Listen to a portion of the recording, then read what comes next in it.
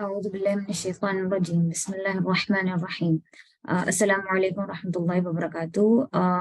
آج ہم ایک آیت پڑھیں گے سورہ حجرات کی، آیت نمبر 12، اور پریویس کلاس میں ہم لوگوں نے آیت نمبر 11 پہ کو سمجھنے کی کوشش کری تھی، جس میں ہم نے مینلی بات کری تھی کسی کو کوئی بھی بری لقب سے بلانا یا کسی کا مذاق اڑانا، اس سے کیسے اللہ تعالیٰ نے ہمیں روکا ہے۔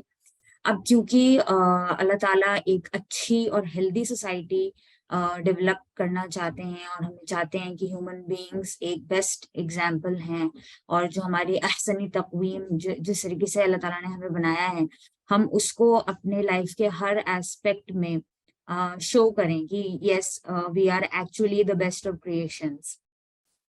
تو اسی طریقے سے ایک امپورٹنٹ چیز ہے یہاں پر جو ہماری سوسائٹی میں بہت زیادہ انفارچونیٹلی پریولنٹ ہے، جو کہ یہ 3 گناہ ہیں جس کا ذکر آیت نمبر 12 میں ہے سورہ حجرات کی، جو انشاءاللہ آج ہم سمجھنے کی کوشش کریں گے۔ پہلی چیز جس سے روکا گیا ہے وہ ہے گمان کرنے سے، سسپیشیس ہونے سے کسی کے بارے میں۔ وہ اس لیے کیونکہ زیادہ تر گمان جو ہوتے ہیں وہ گناہ کے قریب ہوتے ہیں۔ اس میں یہ زیادہ شک ہوتا ہے کہ کوئی چیز ہم کسی کے بارے میں غلط سوچ لیں گے، رائٹ۔ اس کے بعد جو دوسری چیز اس آیت میں کور کی گئی ہے وہ کسی کی ٹو میں رہنا، یا کسی کو سپائی کرنا، یا کسی کے پیچھے پڑنا، بہت زیادہ تجسس کرنا کسی بھی معاملے میں، دوسری چیز اس سے روکا گیا ہے۔ اور اس آیت میں جو تیسری چیز اور اہم چیز ہے جو بھی بہت زیادہ ہوتی ہے ہماری سوسائٹی میں انفارچونیٹلی، وہ ہے بیک بائٹنگ، یا کسی کی پیٹھ پیچھے برائی کرنا، غیبت کرنا۔ تو انشاءاللہ اس آیت کو آج سمجھنے کی کوشش کرتے ہیں۔ تو آیت ہے یا ایھا الذین آمنوا اجتنبوا کثیرا من الظن ان بعض الظن اثم ولا تجسسوا ولا یغتب بعضکم بعضا ایحب احدکم ان یاکل لحم اخیہ میتا فکرہتموہ واتقوا اللہ ان اللہ تواب الرحیم۔ تو یہاں پہ اگین اللہ تعالیٰ ایڈریس کر رہے ہیں ایمان والوں کو، یا ایھا الذین آمنوا۔ تو اگین اگر ہم اپنے آپ کو ایمان والا سمجھتے ہیں، اگر ہم واقعی میں یہ چیز بلیو کرتے ہیں کہ یس وی بلیو ان اللہ سبحانہ و تعالیٰ، ہمارا بلیف ہے اللہ تعالیٰ میں، اور ہم واقعی جو ہمارے اندر ہے وہ اللہ تعالیٰ کا تقوی ہے، تو پھر ہم اس آیت کو سیریسلی لیں گے اور اپنے آپ کو اسی کے اکارڈنگ امپروو کرنے کی کوشش کریں گے۔ تو یہاں پہ اللہ تعالیٰ کیا کہہ رہے ہیں، اجتنبوا کثیرا من الظن ان بعض الظن اثم، کہ آپ اجتناب کریے بہت زیادہ گمانوں سے، کیونکہ بعض جو گمان ہوتے ہیں یا بعض جو ظن ہوتے ہیں وہ گناہ کے قریب ہوتے ہیں۔ سم سسپیشنز آر سنفل۔ تو اب یہ کیوں کہا گیا ہے کہ گمان نہیں کرنا چاہیے بہت زیادہ، کیونکہ گمان کی کئی ساری ٹائپس ہوتی ہیں۔ ایک گمان تو وہ ہے جو ہم اللہ تعالیٰ سے یا اللہ کے رسول سے رکھتے ہیں، جو بہترین گمان ہوتا ہے، کہ ہم اللہ تعالیٰ سے ہوپ کرتے ہیں کہ یس اللہ تعالیٰ ہمیں معاف کر دیں گے، یس ہم انشاءاللہ جنت میں جائیں گے، تو یہ اچھا گمان ہے۔ ایسے ہی اگر ہمارے سامنے کوئی اپیرنٹلی بہت اچھا اور نیک انسان ہے تو ہم اس سے یہی ایکسپیکٹ کریں گے آئیڈیلی کہ یہ اپنی پرائیویٹ لائف میں بھی اچھا ہی ہوگا۔ تو یہ سارے نیک گمان ہیں، یہ اچھے گمان ہیں۔ اسی کے ساتھ ساتھ کچھ برے گمان بھی ہوتے ہیں، کچھ ایسے ہوتے ہیں جو ہم نیک لوگوں کے ساتھ، جب کہ ہمیں دکھ رہا ہے سامنے والا نیک ہے، لیکن پھر بھی ہم کسی نہ کسی وجہ سے، چاہے تو جیلسی میں یا اپنی کمزوری کی وجہ سے یا اپنے نیگیٹو تھنکنگ کی وجہ سے، سامنے والے کو جو ہے اس کے بارے میں غلط سوچنے لگتے ہیں، اور اپنی طرف سے ہی کچھ کہانی بنا لیتے ہیں کہ ہاں اس نے یہ بھی کیا ہوگا، یہ بھی کیا ہوگا، جبکہ اس نے کچھ نہیں کیا ہوتا ہے، ہمیں نہیں پتا ریالٹی کیا ہے، لیکن ہم اپنے آپ ہی سوچ لیتے ہیں کہ سامنے والے نے یہ کیا ہوگا۔ پھر اس کے ساتھ ساتھ کچھ لوگ اپیرنٹلی ہی ہمیں سمجھ میں آتا ہے کہ ہاں وہ کھلے طور پہ کوئی غلط کام کر رہے ہیں، تو آبویسلی پھر ہم ان کے بارے میں بھی غلط ہی سوچتے ہیں کہ یس یہ لوگوں نے اس طریقے سے کوئی غلط کام کیا ہوگا۔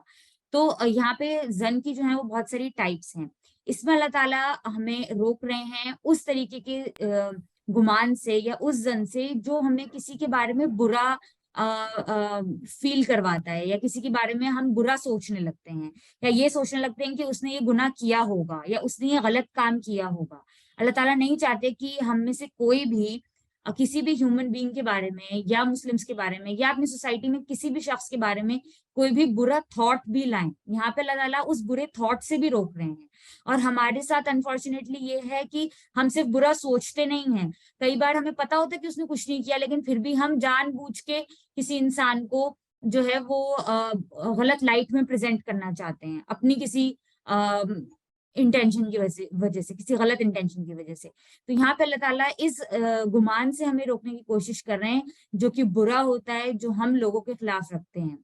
اور کیونکہ اگر ہم کسی کے خلاف گمان رکھیں گے تو پھر ہم نیکسٹ اسٹیپ پہ بھی چلے جا سکتے ہیں، جو کہ ہے کہ آپ نے گمان کیا، آپ نے ازیوم کر لیا کہ اس انسان نے یہ گناہ کیا ہوگا، تو پھر آپ اس کے بارے میں اور لوگوں کو بھی بتائیں گے، اس کے پیچھے بھی پڑ سکتے ہیں، اس کے خلاف کوئی غلط چیز سوچیں گے جس سے گناہ جو ہے وہ اور زیادہ بڑھ سکتا ہے.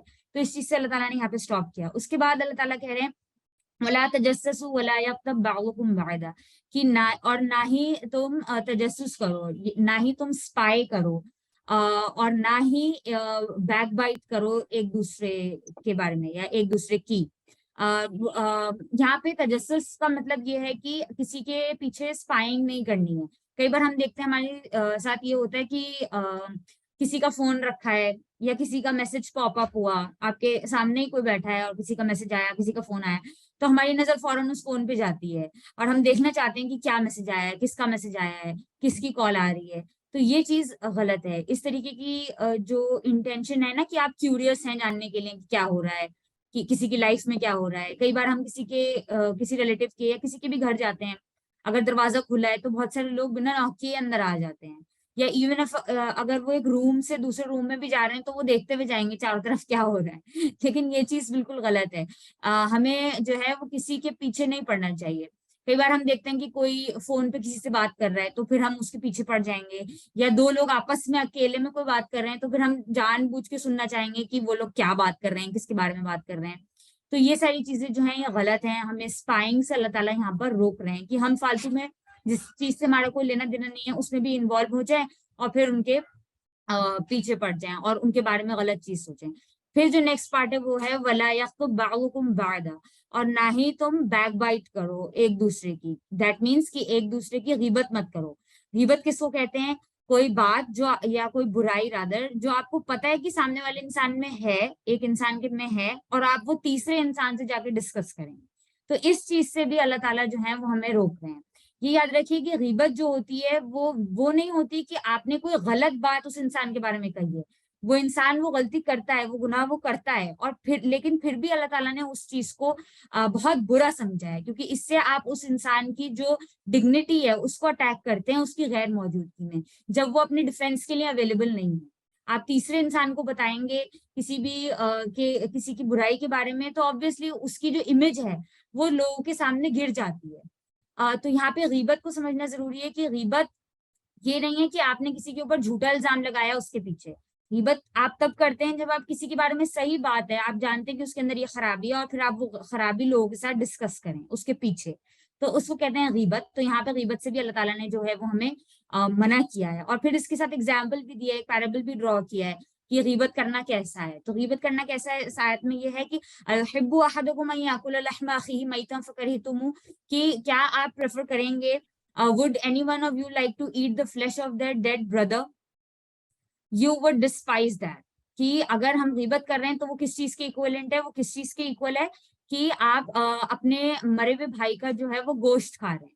تو اور یہ ہی ہمیں پروفٹ محمد صلی اللہ علیہ وسلم کی حدیث میں بھی پتہ چلتا ہے کہ انہوں نے جب دیکھا کہ دو لوگ ایک تیسرے انسان کی برائی کر رہے تھے تو پھر انہوں نے باقاعدہ ایک جو گدھا مرا ہوا پڑا ہوا تھا وہاں پر ان کو وہاں تک بلایا اور پھر ان کو یہ کہا کہ کیا تم اس کو کھانا پریفر کرو گے؟ تو انہوں نے کہا نہیں ہم نہیں پریفر کریں گے. تو پھر پروفٹ محمد صلی اللہ علیہ وسلم نے انہیں ایکسپلین کیا باقاعدہ کہ ابھی جو آپ کر رہے تھے ایک انسان کی برائی، چاہے وہ آپ اس نے وہ غلطی کی ہو لیکن پھر بھی آپ اس کی جو برائی اس کے پیچھے کر رہے تھے، وہ اس سے بھی بری چیز ہے کہ آپ کسی کا مرا ہوا گوشت کھائیں.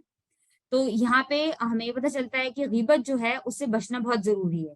اور انفارچونیٹلی ہم لوگ بہت زیادہ غیبت کرتے ہیں اور اپنے جو اعمال ہیں ان کو، نیک اعمال ہیں ان کو کم کر دیتے ہیں. تو یہ ہمیں نہیں کرنا چاہیے. وَاتَّقُوا اللَّهَ إِنَّ اللَّهَ تَوَّابٌ رَحِيمٌ. اور اینڈ میں اللہ تعالیٰ یہی کہہ رہے ہیں کہ یہ سارے جو گناہ ہیں نا یہ پرسنلی ہوتے ہیں، کہ آپ کسی کے اسپائی کر رہے ہیں، کسی کو پتہ بھی نہیں چلے گا کہ آپ نے کسی کی غیبت کری، یا کسی کے پیچھے آپ پڑ رہے ہیں، یا کسی کے بارے میں آپ کے ذہن میں کوئی سسپیشن آ رہا ہے. تو اللہ تعالیٰ یہاں پہ واتقوا اللہ کہہ رہے ہیں کہ آپ اللہ تعالیٰ سے ڈریے، اللہ تعالیٰ کا تقوی اختیار کریے، تو آٹومیٹکلی آپ جب یہ سارے گناہ کر رہے ہوں گے یا آپ کی سوچ ڈائریکشن میں جائے گی تو آپ خود ہی اپنے آپ کو انشاءاللہ جو ہے وہ کنٹرول کر لیں گے. اور ان اللہ تواب الرحیم، بے شک اللہ تعالیٰ جو ہے وہ تواب الرحیم ہے، بہت زیادہ توبہ قبول کرنے والے اور بہت زیادہ رحیم ہیں.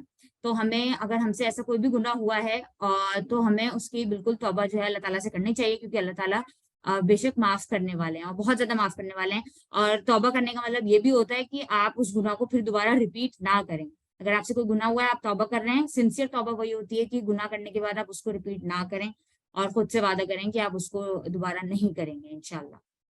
تو یہ ہے. اور ہمیں یہ بھی پتا ہے کہ آج کی سوسائٹی میں ہم بہت زیادہ بات کرتے ہیں پریویسی کی یا پرسنل فریڈم کی یا quotes like live and let live. تو اس آیت میں بھی ہمیں یہی پتا چل رہا ہے کہ ہمیں دوسرے انسان کو بھی اسپیس دینی چاہیے، کسی کی لائف میں اپنے آپ کو کی گھسنے کی کوشش نہیں کرنی چاہیے یا انٹرفیئر کرنے کی کوشش نہیں کرنی چاہیے.